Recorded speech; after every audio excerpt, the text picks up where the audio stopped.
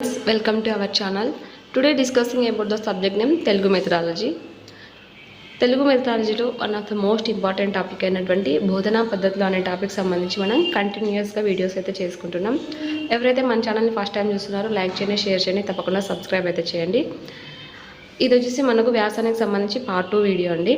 Already మనం part 1 video అయితే వ్యాసానికి సంబంధించి ఇంట్రడక్షన్, అక్కడ నిర్వచనాలు, కవులు సంబంధించిన కొంచెం ఇంట్రడక్షన్ అయితే అయిపోయింది. ఎవరు ఫస్ట్ వ్యాసాన్ని కనుగొన్నారు, తెలుగులో ఎప్పుడు వచ్చింది, దానికి ఆద్యులు ఎవరు, అవన్నీ కూడా అయిపోయింది. ఇది వచ్చేసి వ్యాసం, దాని బోధనా పద్ధతులు, వ్యాసాన్ని ఏ విధంగా టీచ్ చేయాలి, ఏ పద్ధతులను ఎంచుకోవాలి అనే దాని గురించి మనం వ్యాసం బోధనా పద్ధతుల గురించి అయితే తెలుసుకుందాం. ఫస్ట్ వచ్చేసి అనుకరణ పద్ధతి. ఉపాధ్యాయుడు ఒక వ్యాసాన్ని రాయించి అటువంటి వ్యాసం మరొకటి రాయించడాన్నే అనుకరణ పద్ధతి అంటారు. ఒక ఆవు గురించి 4 వాక్యాలు రాయించి దాన్ని బేస్ చేసుకొని, ఆ 4 వాక్యాలను బేస్ చేసుకొని గేదె గురించి రాయమని చెప్పడాన్ని అనుకరణ పద్ధతి అంటారు. ఇది ఎక్కడ బాగా యూజ్ఫుల్గా ఉంటుందంటే ప్రైమరీ తరగతుల్లో ఉపయోగకరంగా అయితే ఉంటుంది. ఇప్పుడు చూడు, ఆవు గురించి 4 వాక్యాలు అంటే ఆవు తెల్లగా ఉంటుంది, పాలిస్తుంది, గడ్డి తింటుంది, నెమరేస్తుంది అంటాం. ఈ పక్క గేదె గురించి రాయమంటే గేదె నల్లగా ఉంటుంది, అది ఆవు తక్కువ పాలిస్తుంది, గేదె ఎక్కువ పాలిస్తుంది, అది నెమర వేస్తుంది, అది కూడా గడ్డి తింటుందని రాస్తారనమాట. సో ఒకదాన్ని ఆధారంగా చేసుకొని, అంటే అనుకరిస్తూ రాసే వ్యాసాన్ని అనుకరణ పద్ధతి అని అయితే పిలుస్తారనమాట. ఇది ప్రాథమిక స్థాయి పిల్లల్లో ఉపయోగకరంగా ఉంటుంది. సెకండ్ వన్ వచ్చేసి అభివర్ణన పద్ధతి. ఏదైనా ఒక ప్రకృతి దృశ్యాన్ని లేదా చిత్రాన్ని విద్యార్థికి చూపించి దానిని వర్ణిస్తూ వ్యాసం రాయించడాన్ని అభివర్ణన వ్యాసం అంటారు. ఎగ్జాంపుల్స్ వచ్చేసి పంట పొలాలు, జాలరి చేపలు పట్టు విధానం, ఇవన్నీ కూడా మనకు అభివర్ణన పద్ధతి కిందకు ఉన్నటువంటి ఎగ్జాంపుల్స్ అనమాట.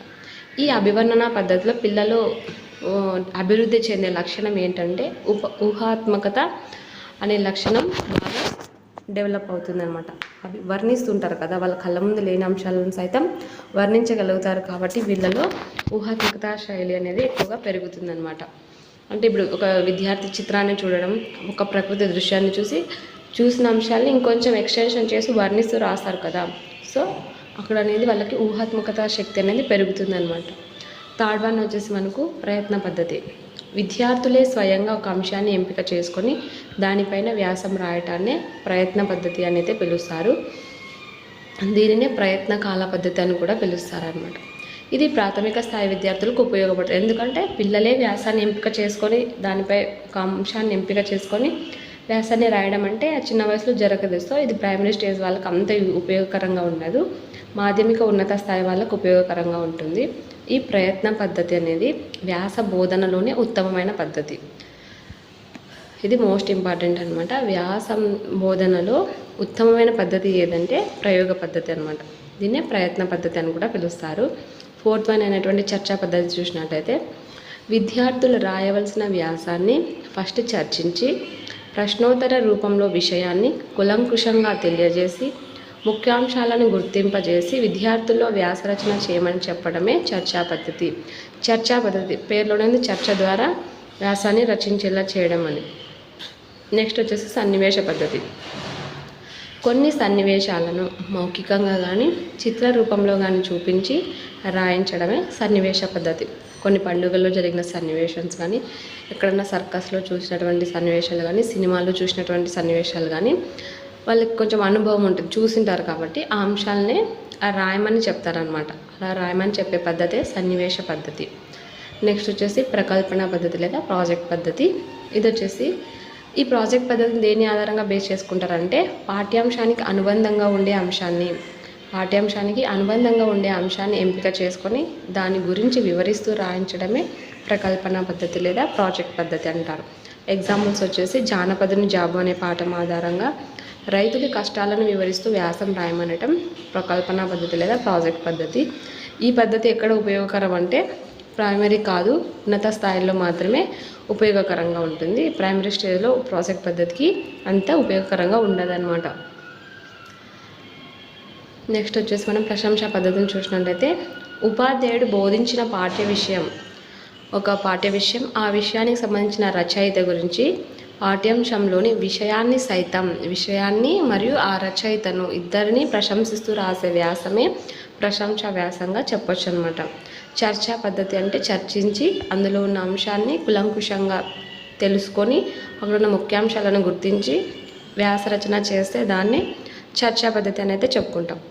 సన్నివేశ పద్ధతి అంటే ఏంటంటే కొన్ని సన్నివేశాలను మౌఖికంగా కానీ చిత్ర రూపంలో కానీ చూపించి రాయించడాన్ని సన్నివేశ పద్ధతి అని చెప్తారు. ఎగ్జాంపుల్స్ వచ్చేసి వాళ్ళకి అనుభవంలో ఉన్నటువంటి ఏ సన్నివేశం గురించి అయినా రాయమని చెప్పొచ్చు అనమాట. ఇంకా ప్రకల్పన పద్ధతి చూసినట్టయితే మీకు తెలుసు, అది ఒక ప్రాజెక్ట్ పద్ధతి అని. ఇది దీని ఆధారంగా అంటే పాఠ్యాంశంలో ఉంటాయి కదా, పాఠ్యాంశం ఒక అంత లెసన్ అయిపోయినాక లాస్ట్ వన్ మనకు ప్రాజెక్ట్ వర్కే ఉంటుంది.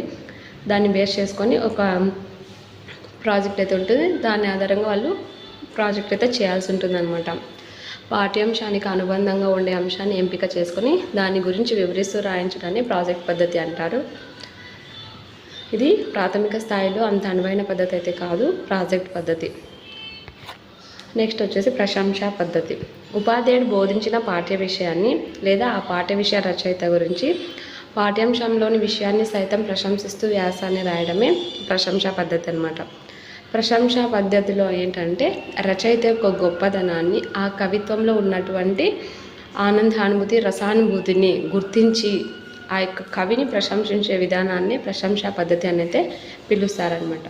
ఇక్కడ వచ్చేసి అందులో రచయిత ఏ కోణంలో అయితే ఒక రచనను చేశాడో దానికి సంబంధించి అర్థం చేసుకోగల కెపాసిటీ ప్రతి ఒక్క విద్యార్థికి కలిగేలా చేయడమే ప్రశంసా పద్ధతి అన్నమాట. ఈ ప్రశంసా పద్ధతిలో నాకు నచ్చింది, నాకు నచ్చనిది అనే విధంగా విద్యార్థుల చేత వ్యాసాలు రాయించాలన్నమాట. నెక్స్ట్ ఆలోచన పద్ధతిని చూసినట్టయితే ఇది ప్రశంసా పద్ధతి యొక్క ప్రతిరూపం. విమర్శనాత్మకంగా ఉంటుంది. ఏదైనా అంశాన్ని విమర్శనాత్మకంగా రాయగలగడం ఈ పద్ధతి యొక్క ప్రత్యేకత అన్నమాట. విద్యార్థి తన స్వంత అభిప్రాయాలను ఇతరుల అభిప్రాయాలతో సమన్వయాన్ని పాటిస్తూ వ్యాసాన్ని రాయగలగడమే ఆలోచనాత్మకత పద్ధతి. ఈ ఆలోచన పద్ధతిలో ప్రశంసా పద్ధతి యొక్క ప్రతిరూపంగా చెప్పచ్చు.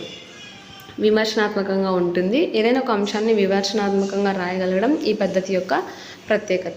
ఇక్కడ ఆలోచన పద్ధతి అనే నేమ్కు విమర్శనాత్మకంగా రాయగలగడం ఈ పద్ధతి యొక్క ప్రత్యేకతకు చాలా డిఫరెన్స్ ఉంది కాబట్టి ఇది నేర్చుకోవాల్సిన అంశం, చాలా ఇంపార్టెంట్ అని.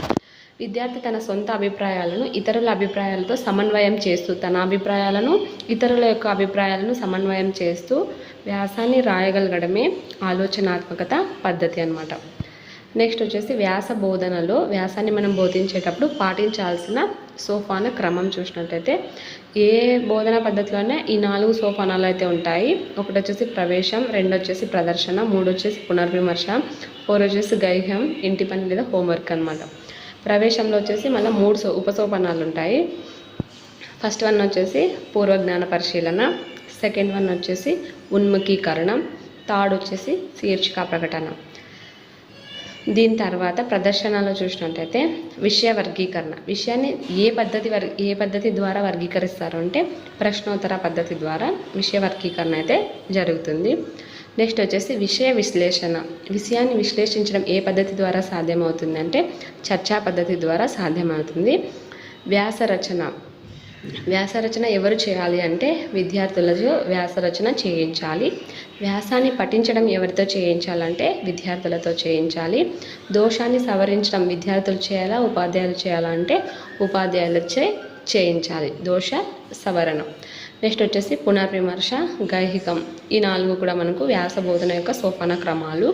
ఇక్కడ ఇంపార్టెంట్ వచ్చేసి మనకు ప్రదర్శన చూసినట్టయితే ఇంకా ప్రవేశంలో ఈ 3 అంశాలు ఒకటే. పూర్వజ్ఞానాన్ని పరిశీలిస్తారు, ఉన్ముఖీకరణ అంటే సంసిద్ధులను చేస్తారు, శీర్షిక ప్రకటన. ఉన్ముఖీకరణలో భాగంగా శీర్షిక యొక్క ప్రకటన వారి నుంచే రాబట్టి శీర్షికను అయితే ప్రకటించడం జరుగుతుంది.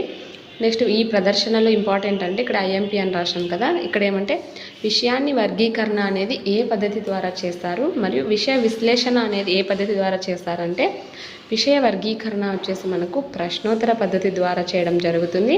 విషయ విశ్లేషణ అంటే చర్చించుకునేటప్పుడు అనేక రకాలుగా విశ్లేషించుకుంటూ మాట్లాడతారు కాబట్టి ఈ చర్చా పద్ధతి ద్వారా విషయ విశ్లేషణ అనేది సాధ్యమవుతుంది అన్నమాట. వ్యాస రచన మనకు తెలుసు విద్యార్థులతో చేయిస్తారు. వ్యాస పఠనం కూడా విద్యార్థులే చేస్తారు. కానీ దోష సవరణ వారు చదివేటప్పుడు వారు రాసేటప్పుడు వాళ్ళు ఏవైతే దోషాలు చేశారో ఆ దోషాలను సవరించే బాధ్యత ఒక ఉపాధ్యాయుడే తీసుకొని చేయాలన్నమాట. నెక్స్ట్ వచ్చేసి మనకి పునర్విమర్శ, గైహికం అన్నీ తెలుసు. ఈ వీడియో వచ్చేసి ఇంతటితో కంప్లీట్ చేస్తున్నా. అంటే వ్యాస బోధనకు సంబంధించి పార్ట్ 2 వీడియో అయితే కంప్లీట్ అయిపోతుంది. ఆల్రెడీ పార్ట్ 1 అయింది. ఎవరైనా చూడనట్లయితే పార్ట్ 1 అయితే చూసి పార్ట్ 2 అయితే చూడండి. నెక్స్ట్ వచ్చేసి మనం లేఖ బోధనకు సంబంధించి కూడా పార్ట్ 1 పార్ట్ 2గా చేసుకుందాం. లేఖ బోధనకు సంబంధించి చాలా ఇంపార్టెంట్ విషయాలే ఉన్నాయి. లేఖను ఏ విధంగా బోధించాలి, లేఖ అనే పదం ఎక్కడి నుంచి వచ్చింది, లేఖకు సంబంధించి నిర్వచనాలు ఏ కవి ఏమిచ్చారు, దానికి సంబంధించి ఏ బోధనా పద్ధతులు ఉపయోగించాలి అనేవి కూడా మనం నెక్స్ట్ వీడియోలో తెలుసుకుందాం. ఎవరు కూడా మిస్ చేయొద్దు. ఎవరైతే మన ఛానల్ని ఫస్ట్ టైం చూస్తున్నారో అండ్ సబ్స్క్రైబ్ చేయకుండా చూస్తున్నారో వారంతా కూడా లైక్ చేయండి, షేర్ చేయండి, తప్పకుండా సబ్స్క్రైబ్ అయితే చేయండి. ఈ వీడియో అయితే ఇంతటితో కంప్లీట్ చేస్తున్నాం.